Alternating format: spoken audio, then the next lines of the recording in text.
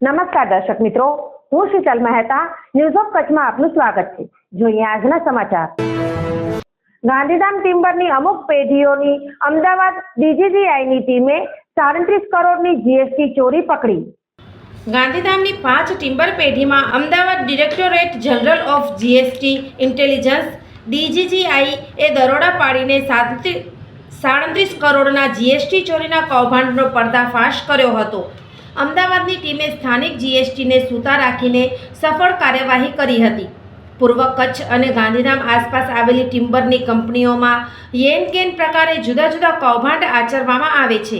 ક્યાંક ખેડૂતો માટેનું ખાતર પોતાની કંપનીમાં મંગાવીને પ્લાય બનાવવામાં વાપરવામાં આવે છે, ક્યાંક વન વિભાગની પરમિટમાં કૌભાંડ કરાય છે, તો વળી ક્યાંક વિદેશથી લાકડું મંગાવી રોકડમાં તે વેચી મારવામાં આવે છે। ઓછામાં પૂરું આવી પેઢીઓમાં કામ કરતા મજૂરોની જાણ સ્થાનિક પોલીસમાં પણ ન કરાતી હોવાનું સપાટી ઉપર આવ્યું હતું। આવામાં અમદાવાદની ટીમે સફળ કાર્યવાહી કરીને સ્થાનિક તંત્રનું નાક કાપીને હાથમાં આપી દીધું હતું। મોટાભાગના બનાવોમાં સ્થાનિક તંત્ર મધપુડામાંથી માત્ર મધ ચાખતું હોવાની ચર્ચા લોકોમાં સાંભળવા મળતી હોય છે।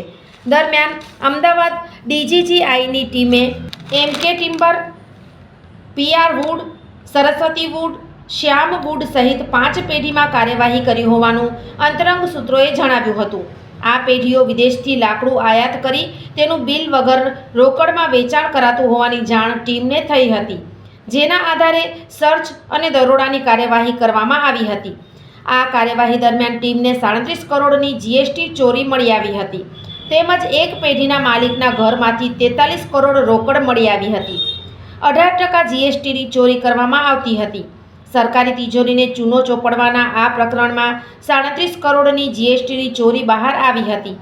ડીજીજીઆઈએ પેઢીના સંચાલકોના મોબાઈલ, લેપટોપના ડિજિટલ ડેટા નેશનલ ફોરેન્સિક સાયન્સમાં વધુ ચકાસણી અર્થે મોકલાવ્યા હોવાનું પણ બહાર આવ્યું છે। સોફ Kutch power by Opal electronics, LG best soap, Vijaynagar road Bhuj, Rambag road Adipur. Power by KC jewellers, latest fashion ડિઝાઇનના ઓર્નામેન્ટ્સનો વિશ્વાસપાત્ર શોરૂમ, હોસ્પિટલ રોડ ભુજ। દર્શક મિત્રો, આજે તારીખ 24 ફેબ્રુઆરી 2025 આ હતા આજના સમાચાર। આવતીકાલે ફરી મળીશું, ત્યાં સુધી મને રજા આપશો। નમસ્કાર।